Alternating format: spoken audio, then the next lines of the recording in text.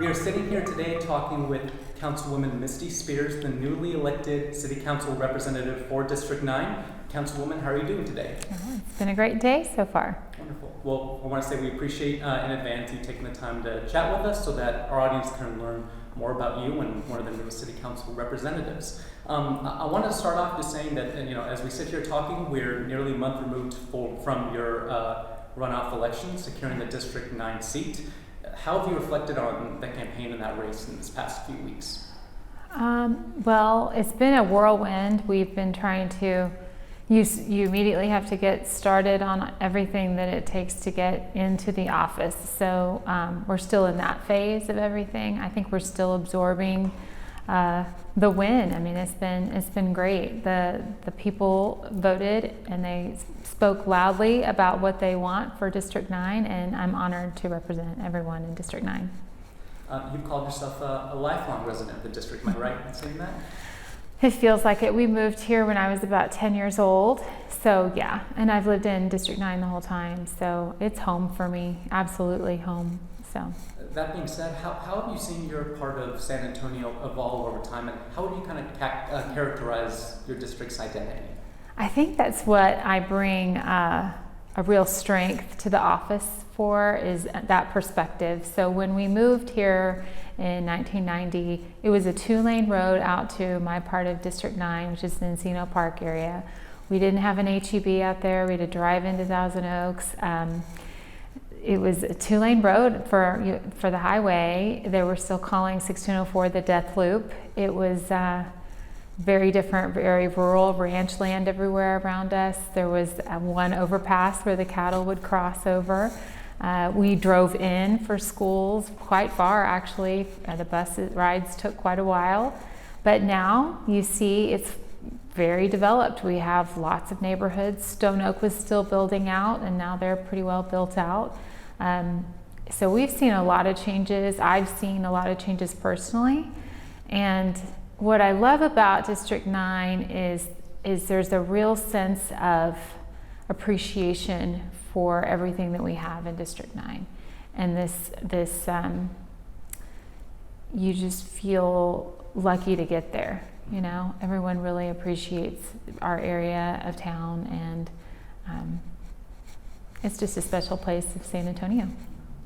While on the campaign trail, you talked about how you spent the last couple of years working for Commissioner Moody as a Director of Constituent Services. Have that title right? Yes. You talked about how that kind of prepared you in learning about basically how government works and helped prepare you for this campaign and this seat. Well, my husband, as a practicing attorney, did a lot of municipal law, representing in different governmental entities. So I did have a lot of background with local government. But then when I went to work with Commissioner Moody is when I was talking directly with our constituents all over Precinct 3, and specifically in District 9 where I live. I was able to really hone in and have perspective from all over the district and hear the needs and concerns, and I feel uniquely prepared to address all those needs and concerns, especially given I'm from here. So. Yeah.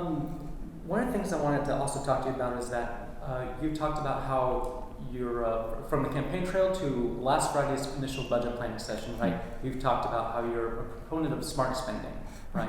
I also get the sense that for you, it comes down to you're vouching for accountable spending. Would I be kind of correct in saying that? Yes.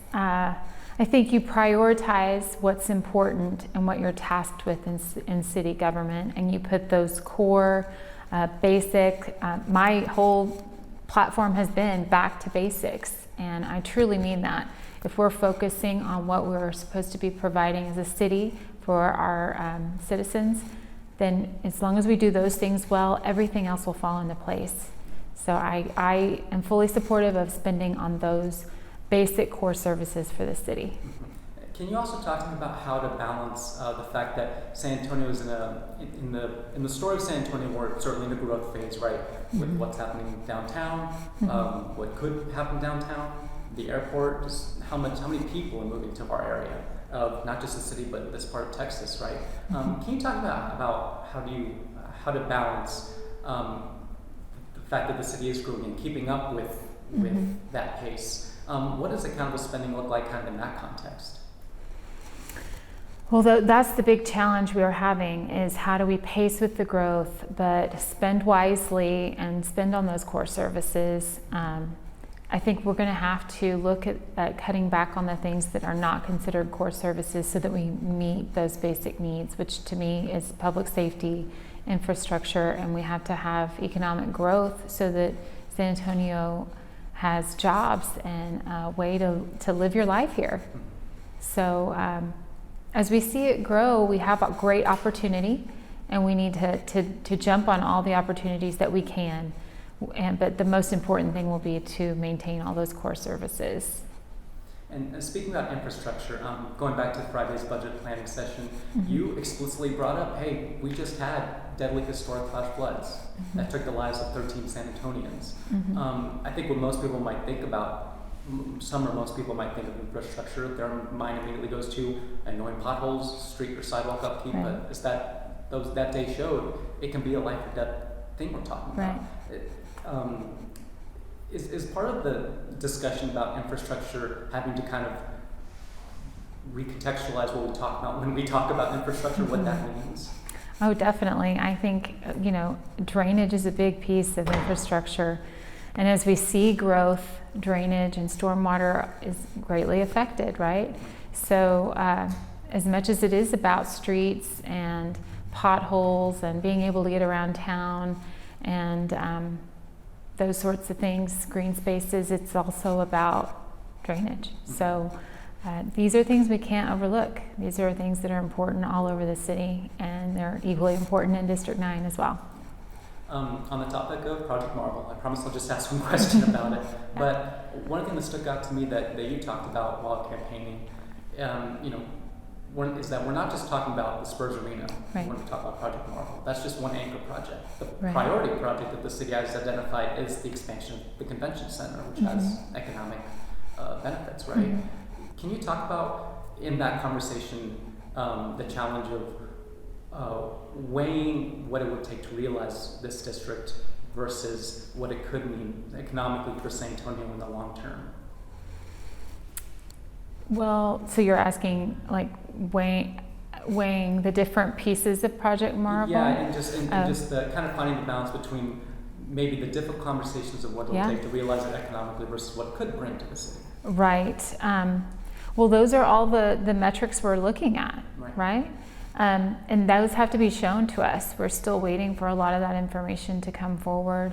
There's different pieces that, depending on how the different funding mechanisms that are available, make a lot more sense or are more easily attainable. The infrastructure is important already. That's an issue, getting around downtown, so it's something we do have to deal with regardless. So there's pieces to this. In the convention center specifically, I want to see what are we missing out on, what opportunities do we have here. That draws in conversations about the airport, and what is it that we need to be looking at for San Antonio to remain such a wonderful place to live and continue to thrive and attract more businesses of all sizes and encourage small business as well, which is the cornerstone of prosperity, really. So these are all the things we're looking at when we start considering expanding or updating the convention center. So. I also wanted to tie that back into the background which you touched on, which is your insight of municipal law. There's also that legal angle that you always have to keep in mind in every decision that city council has to make. Is that right? Oh, absolutely. And that's something I really want to keep an eye on too. I think we need to limit our exposure as much as possible when making these decisions. I hate to see taxpayer dollars go toward litigation or defending the city in areas when that was something we could easily avoid. So I do want to see us, focus again on back to basics, core services, staying out of contentious social issues, and really just serving our citizens well in the areas that they expect us to serve them in. You and Councilman Mark White form a more conservative contingent of City Council, for lack of a better word. Do you foresee any challenges in working with a city council body that's still relatively progressive and led by a more progressive and newly elected mayor? You know, that's one of the very pleasant surprises I've seen in coming on board in the city, is that there's a lot of common ground. I think everyone has their heart in the right place and wants to do well for their district. And what that looks like is maybe different in some ways, but I think we focus on the areas we have in common, and that's how we move forward as a city. Being conservative, I think, to me, just means being careful with tax dollars in this space and being aware that it's hard-earned money that we're using to fund all of these initiatives with public safety and with infrastructure. These are all hard-earned tax dollars, and I never want to forget that. And so, again, I go back to, let's focus on those core services. And this is something that I'm hearing across the board from all members of our council. You're also part of the first city council contingent, which is going to serve 4 years.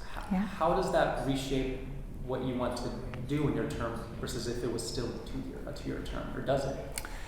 Well, this is an interesting conversation. I feel like with the 2-year, for me personally, this didn't have any bearing on whether I was going to run or not. I feel like this is the position closest to the people, so you need to be accountable.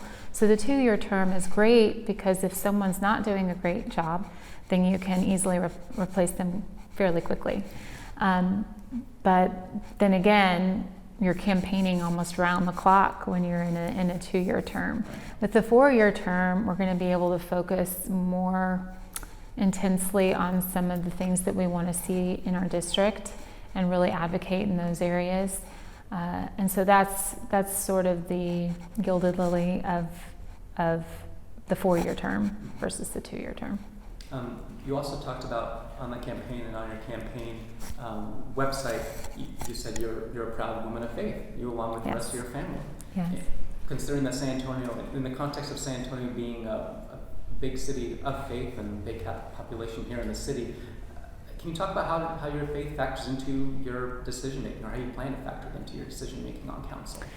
Well, you know, I would like to say this about District 9 first. We have an extremely diverse district, and especially in areas of faith. We have 2 mosques, we have a couple of synagogues, the Jewish Community Center, the 2 biggest mega churches for non-denominational faith, and we have the Mormon Temple as well in District 9. So there's a lot of diversity in 9. As far as my own personal faith, it just guides my decision making. I pray every morning. I pray over our city, all of our citizens, and it's truly important to me, and it's a big part of my life. So obviously it's going to be a big role in my decision making, and I think that's a good way to approach things as well. So yeah, I'm a proud woman of faith here in District 9. So, Councilwoman, last question for you. By the end of this 4-year term on council, what message do you hope you will have sent to your District 9 residents through your actions, and in turn, what message do you hope to send to the rest of the council about District 9? That's a good question. District 9, you know, I hope that I send the message that I do love District 9 and that I'm listening and I'm advocating for you in District 9, and that I hope they feel represented well and heard and seen. And I want to share with the rest of the council that the perception that District 9 is kind of out on its own, that there's maybe privileges that are afforded to people in District 9 is an inaccuracy to me. Everyone that lives in District 9 has worked hard to get there.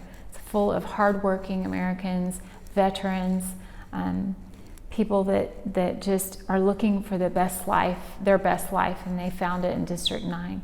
And I'm proud to be from District 9. I love District 9, obviously, and I hope that shows, and I hope I represent well, and I intend to be a strong advocate for our needs.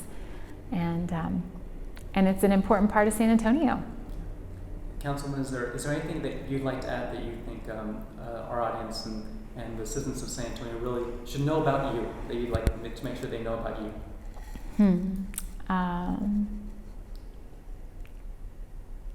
I'm trying to think if there's anything special about that I need to share. There's so many things I could tell you. I guess mainly just, I've already said how proud I am to be in this position, and I don't take it lightly. It's humbling, and I want to be a good listener and a good advocate, and I'm gonna work hard the whole time I'm here, and I really care about your families, and I care about the future of San Antonio, and I really walk into this with a genuine humility toward this seat and what we're trying to do here, and it's important work, and I feel fortunate to be in this position.